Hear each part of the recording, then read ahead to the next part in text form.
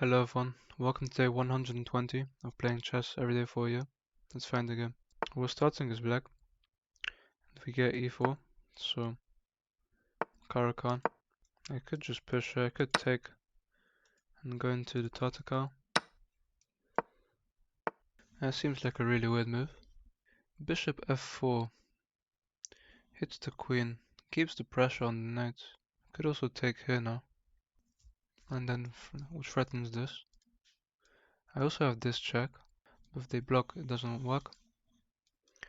And taking here now, they can attack me like this, but then I just take here, and I win a piece. Queen f3 seems wrong. Taking this pawn seems good. I'm not sure what my opponent is doing here. I don't see how this could be a trap. There's this check on my king. This is also a check. But I just take and I'm up a pawn. I'm hitting the knight now. And this comes with check, forcing a trade. So I can just take the piece like this. If they queen trade, I'm happy. If I take this way, it opens up checks. Just take with the queen. Still up a pawn. I can go after this pawn with bishop f5. Taking the center first is probably the best choice.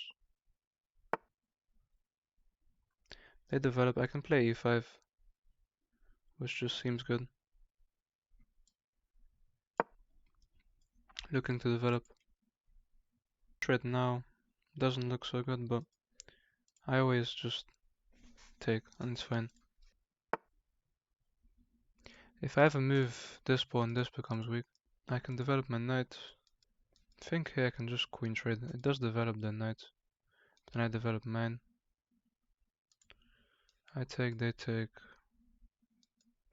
I defend this way.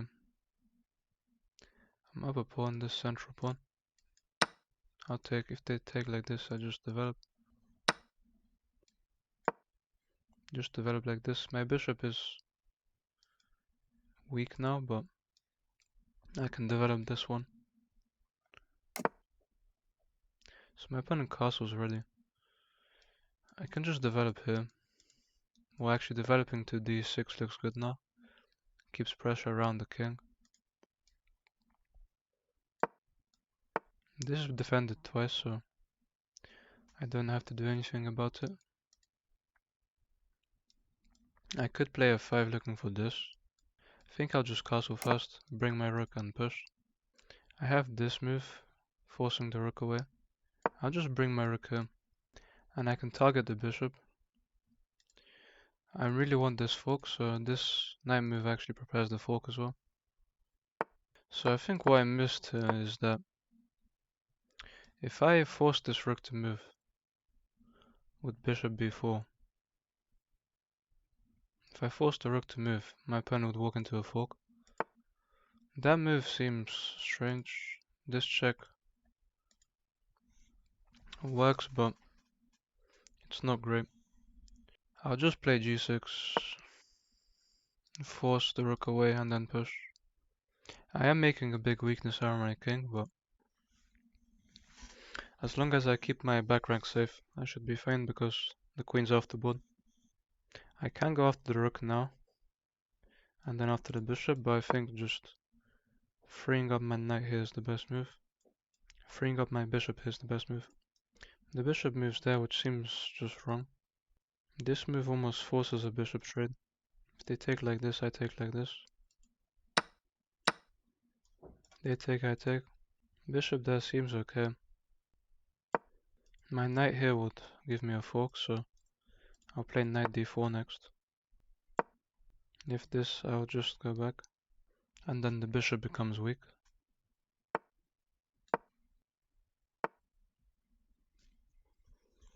They just push c3.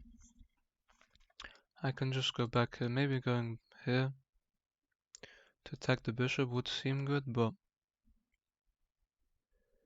they could weaken my structure really badly. I'll just go this way. Now I'd actually have this move to hit the bishop. Or even here. So my opponent pushes again, but I think I have Bishop b4 here. Going after the bishop. With my rook. They just defend. This move would seem good. Threatens the bishop and threatens the fork. I'm attacking the bishop. They just take my knight. They go the way back. If I attack this rook, the rook has to move here or here. And then I'd be able to take this with check, so.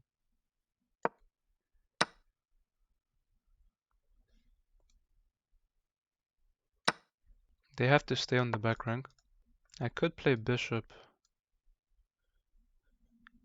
c5 and this, trying to go after this. Could just take him.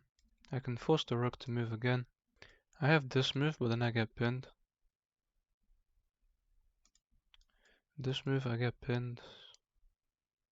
Don't like it. I think I'll just activate my king now. King stepping there seems wrong. This move looks nice. Because it hits the rook and lets me go here, but outhang my rook. I should come in with the rook probably and go for this.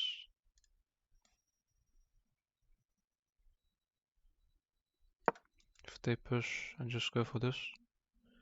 Oh, that doesn't work now. If they push. But I get to put my bishop here.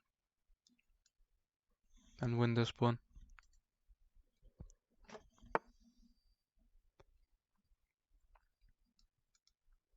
So I can lock my bishop in here.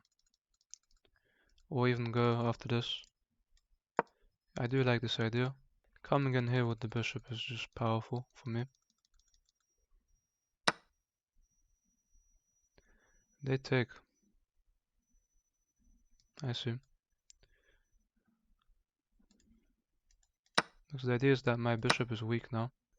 And they take their 2 squares from promotion. So if I come here, if I take, I lose the bishop. I think I have this move, but then they take with the rook. I think this move works, defending this pawn. Looking for discoveries on the rook. If I go here and they take, I take with check. I pick up the rook. Let me see, I go here. If they take, takes. Then they get here. I think I'm in big trouble here, and I have to play bishop d6, giving up the pawn. To go for this. Or I have to play rook d5. Now if they take here, I play bishop d6 and go for this. They do go for that. Bishop d6, and if I can get behind the pawn. Although now if they push, I think I have to give up the bishop anyway. So maybe I completely misplayed that. If they push c7, I think I'm forced to give up my bishop. They do play c7. The problem with the rook trade now is they just promote.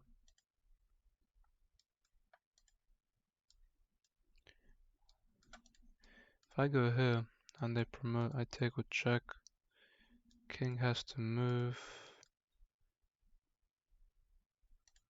I go here, they promote.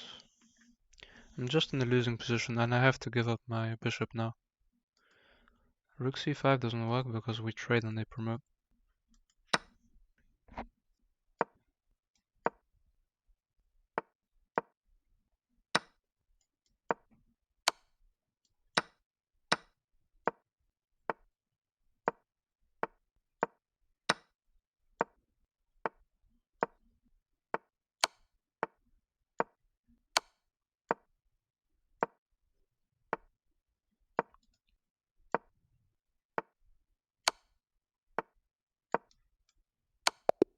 Let's look at this game. I played with a 69.9, my opponent with a 77.5. I played like a 950 and my opponent like a 1400. I had one blunder this game and 4 mistakes. So I played the Caro-Kann. Taking with the queen was best. I should have developed my knight here.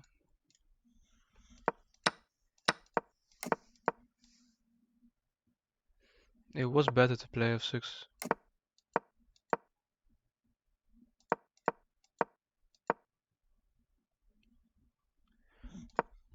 Knight f6 looked good because it defends this square and it puts a knight on a natural square, holding the center.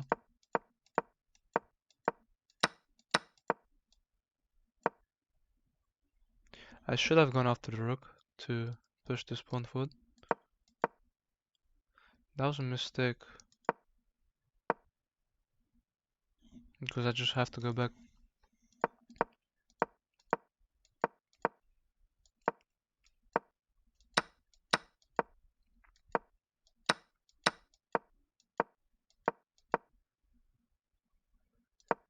I should have actually gone after the rook again. This was a blunder because of pawn takes b5, which I realized after the move. And rook d5 was a mistake. I should have gone bishop d6. If they take, so bishop d6, they take c6. I'd have to play bishop c7, get behind the pawn.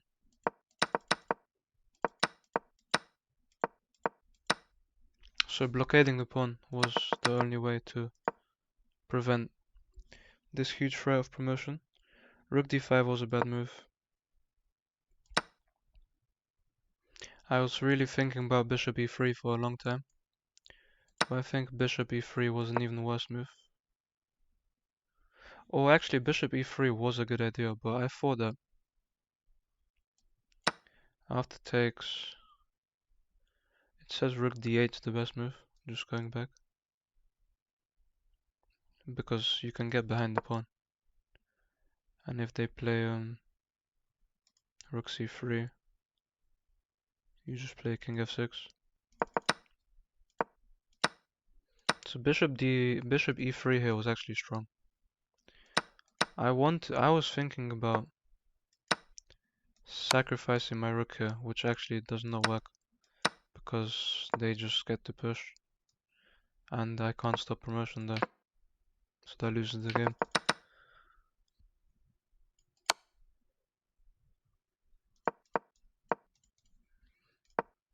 What happened was I played bishop d6 here and I had to give up my bishop, and I was completely losing here in a 2v1 over here and down a piece,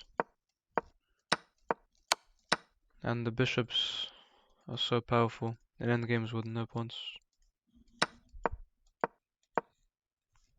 That was a mistake. I should have gone back.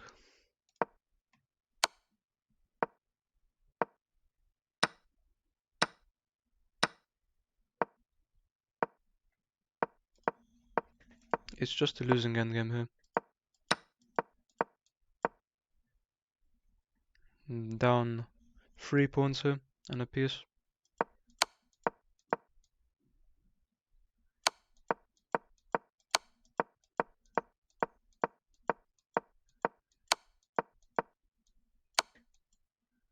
And there's actually nothing I can do to stop checkmate.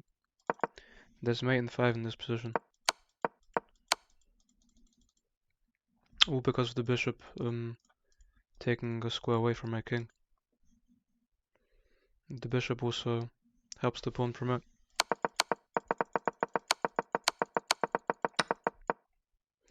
So my one huge mistake this game was bishop c5 with the idea of going here, which seemed strong, but I missed that taking actually attacks the bishop. Taking is a very good move. So I went from completely winning to worse in one move, and I had to give up my bishop.